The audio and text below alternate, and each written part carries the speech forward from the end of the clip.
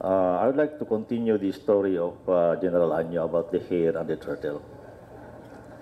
There is a fifth race actually, but this time there were already three of them: the hare, the turtle, and the kangaroo. They were racing against the bear and the dragon, and of course, the three won. No. End of the story. Allow me to introduce three Filipino words today, all starting with the letter K. The first one is kaibigan, which is friend, kakampi, which is ally, and an iteration of the word balikatan, which means kabalikatan, which is fellow contingents in Balikatan. And if I may add, there's another K word, kadamay, which is somebody who shares your hardship and your triumph. So, four words: kaibigan, friend; kakampi, ally; kabalikatan, fellow Balikatan contingent; and kadamay, somebody who shares your success and your hardships. I am so honored to stand before you as we formally end this year's Balikatan, the 33rd successful iteration of one of the most important bilateral exercises that we annually conduct. I would also like to take this opportunity to congratulate all the participants, the Filipino contingents, the Americans, and also the Australians who are here, and also the Japanese who are here, observers, to this event.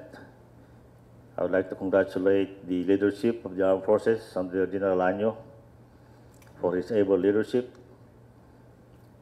You know, I was trying to persuade the President to extend his service with the AFP. The last time was last night, and said, Mr. President, can we extend the stay of General Anyo with the AFP? He said, no more. Let's have the turnover by June 2. So that's it, it's final. Also, I would like to congratulate the exercise directorates, General Cabano, General Aquino, General Lactao. By the way, we would like to congratulate General Lactao for the very splendid performance of his command in neutralizing the Abu Sayyaf in Bohol last month. You know, the Abu Sayyaf made a mistake of making an incursion to the central Philippines with the objective of kidnapping tourists in the central Philippines, especially in Cebu and Bohol. All of them were taken, were neutralized. Nobody among them went back to Hulu alive. So that's a good. Congratulations again.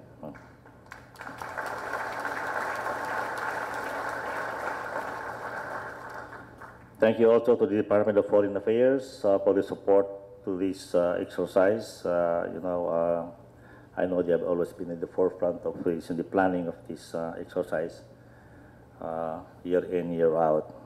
This year's Balikatan, or shoulder to shoulder, as always, proved to be very beneficial and critically important to our armed forces, both the U.S. and the Philippines, and also the observer or our allies or observers.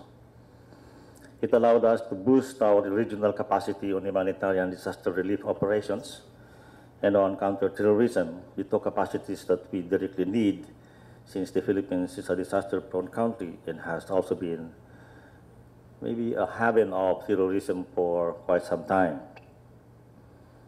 Last week, I was asked by the media why we have shifted our focus on the exercise from territorial defense to HADR and terrorism. Well, I told them because, you know, we have to address some of the pressing problems of our country. Our country lies within the typhoon belt and in the ring of fire. We are visited by typhoons at least 20 times a year. And once in a while, we have strong earthquakes, like what happened in Bohol about 4 years ago. And in fact, only early this month, there was this briefing that was given to us by the PVOLCS, the Philippine Volcanologists Institute, saying that we will be expecting the big one also here in Metro Manila, because there is a fault big fault there. And according to him, the cycle of this earthquake is actually every 400 years. And the last time that there was a big earthquake here in Metro Manila was in 1640, so it's about time.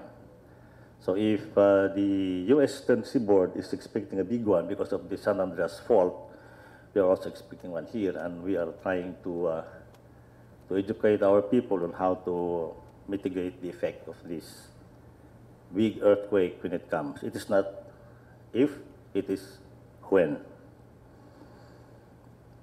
More than that, this also allowed us to build on our strong relationships with our allies.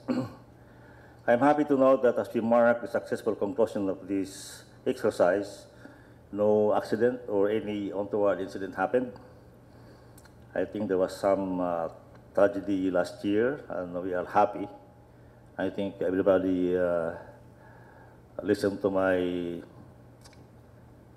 warning during the opening that to be safe. So that's very good. Though the contingent for this year's exercise is smaller than those of previous years, we cannot downplay the importance of humanitarian assistance and disaster relief in counterterrorism operations. Training and drills are critical in order to improve response effectiveness and speed in the event of natural disasters and other crises that endanger public health and safety. Aside from the military-to-military activities that transpired, it was heartwarming to see Filipino-American soldiers and Japanese soldiers interacting with our countrymen. And in fact, I have seen that you were also successful in winning their hearts. The conduct of socio-civic activities certainly benefited the communities where the exercises were held. I was in Isabela the other day during the anniversary of the 5th Infantry Division, and they were telling me what they saw during the Balikatan exercise in the Calayan Islands. Balikatan is indeed a perfect demonstration of collaboration, proving that nations are stronger if they work together, that the burden of threats and challenges is made lighter if we shoulder the load together. Let us continue doing this yearly, not just to meet our obligations under the RPU's Mutual Defense Treaty, but also to strengthen the bond of friendship as well as our friendly relations with other nations. Maraming salamat, mga kaibigan, kakampi, kabalikatan, kadamay, mabuhay kayong lahat.